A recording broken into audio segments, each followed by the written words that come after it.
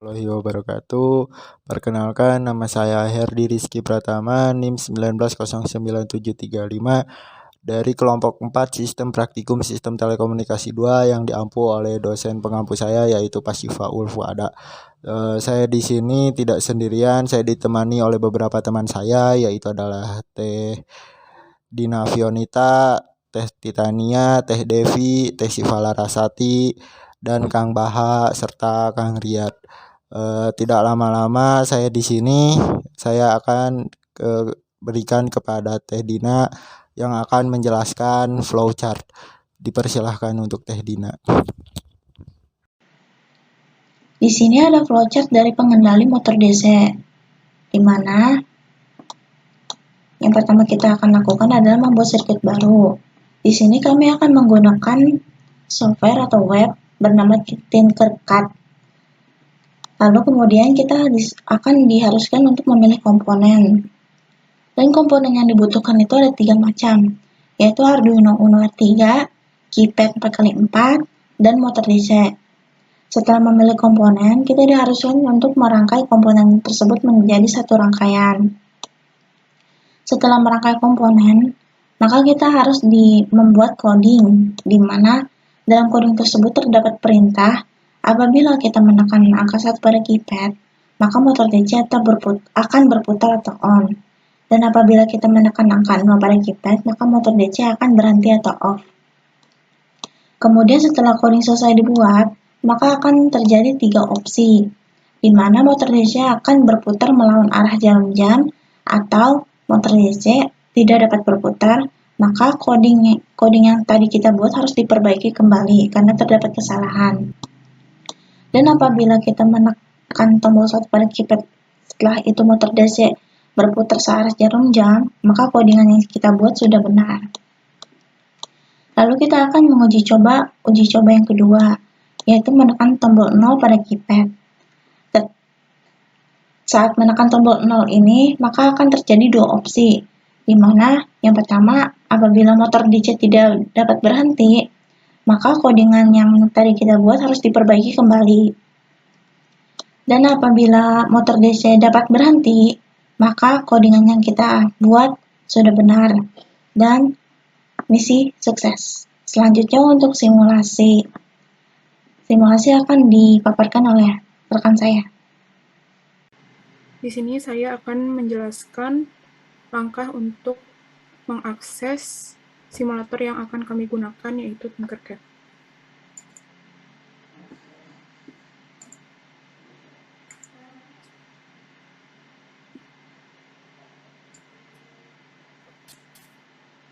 Langkah pertama yaitu melakukan sign in.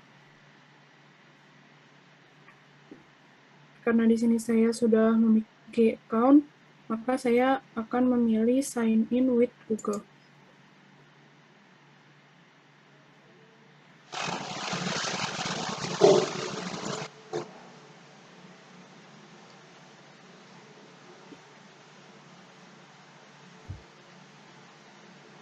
Lalu pilih email yang akan digunakan.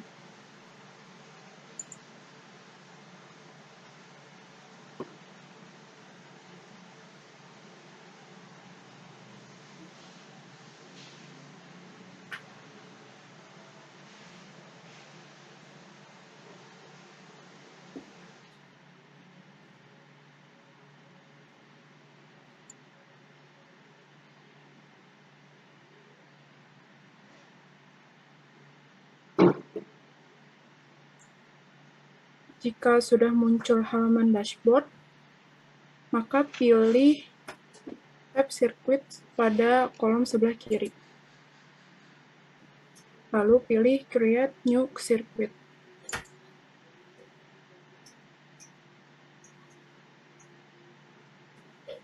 Untuk langkah selanjutnya akan dijelaskan oleh rekan saya, Devi.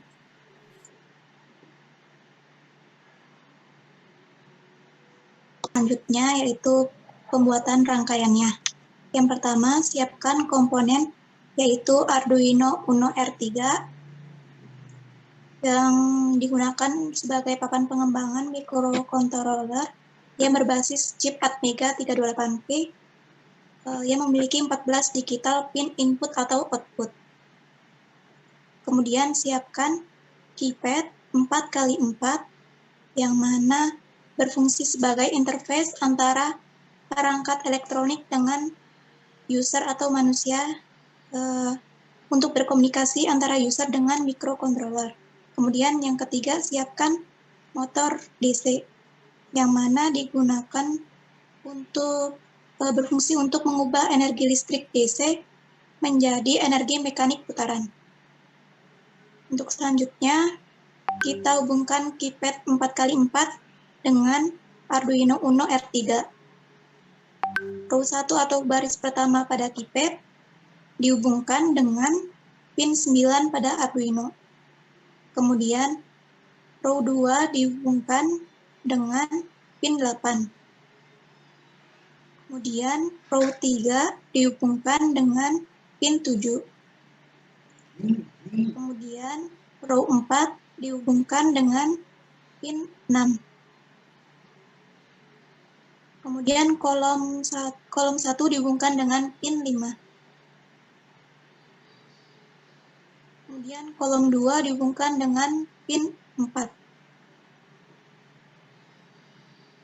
Kemudian kolom 3 dihubungkan dengan pin 3. Dan kolom 4 dihubungkan dengan pin 2. Pin 1 sampai 13 pada Arduino ini berfungsi sebagai pin input atau output digital. Kemudian pin 3, 5, 6, 9 memiliki fitur PWM untuk mengatur kecepatan motor DC.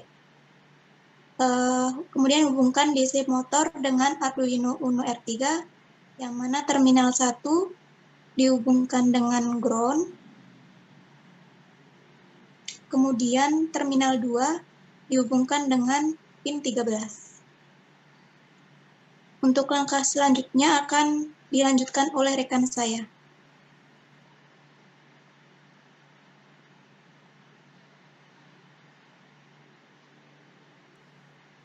Baik, di sini saya akan melanjutkan penjelasan oleh rekan saya, Devi. Di sini saya akan jelaskan tentang codingannya. Di sini saya menerangkan beberapa fungsi kode yang telah dituliskan. Berikut adalah tampilan dari kode yang telah dituliskan. Yang pertama adalah include, di mana include ini adalah awalan yang digunakan untuk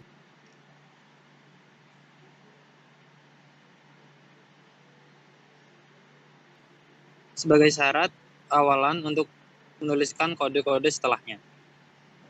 Lalu kita menuju ke integer, pin motor sebagai input dari pin 13.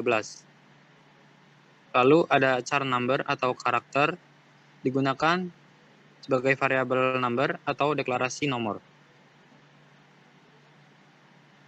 Lalu selanjutnya kita akan menjelaskan tentang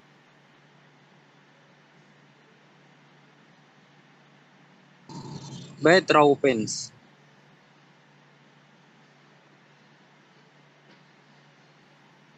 Byte row pins, kode ini digunakan untuk deklarasi pin untuk baris. Dan di bawahnya terdapat call pin deklarasi, di mana berguna untuk kolom pada matriks. Lalu selanjutnya kita menuju ke baris 15, di mana itu merupakan rumus untuk inisiasi library dari keypad.h. Lalu ada serial begin. Serial begin digunakan untuk mengatur kecepatan, di mana kecepatannya di sini sudah ditentukan. Selanjutnya akan dijelaskan oleh rekan saya. Melanjutkan dari yang sebelumnya, saya akan menjelaskan codingan yang tadi sudah disampaikan oleh teman kita Baha. Saya akan menyampaikan dari void loop. Nah, fungsi void loop ini buat mengeksekusi dan menjalankan program tersebut. Nah, terus ke bawahnya itu ada karakter keypress sama dengan kpd.getKey, terus ada if keypress sama dengan no key. Jadi fungsi kedua fungsi ini buat membaca si keypad tersebut. Nah, terus ada serial print in key press sama number key press. Jadi itu fungsinya itu kedua itu buat menampilkan data ke monitor atau menampilkan angkanya nanti di monitor. Terus ada pernyataan lagi, jika numbernya sama dengan 1, if number 1, maka analog write-nya itu kecepatan motor yang keluar itu akan keluar menjadi 3000. Nah, karena di bawahnya ada delay itu akan mengkonversikan dari millisecond ke second. Karena itu 3000 millisecond, maka di delay-nya nanti pas keluarnya ada 3 second.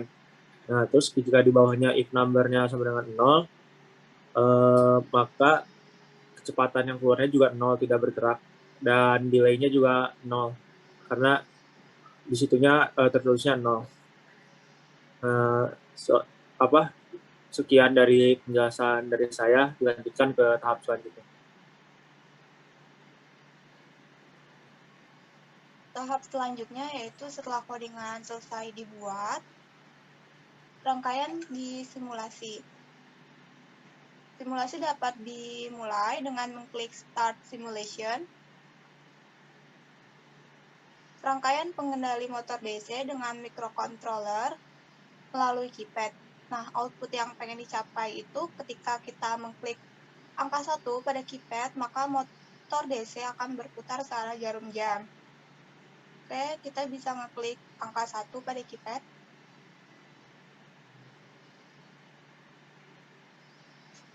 Dapat dilihat bahwa motor DC berputar searah jarum jam. Nah, dan output kedua yang ingin dicapai yaitu ketika mengklik angka 0 pada keypad, maka motor DC akan berhenti berputar.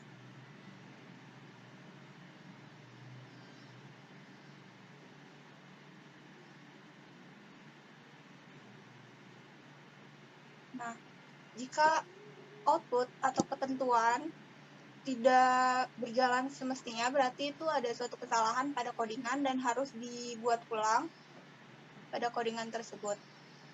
Baik, terima kasih kepada Teh Titania Maniar yang sudah menjelaskan. Pada kesimpulan kelompok kali ini yaitu diantaranya kami telah berhasil untuk menjalankan DC motor ini.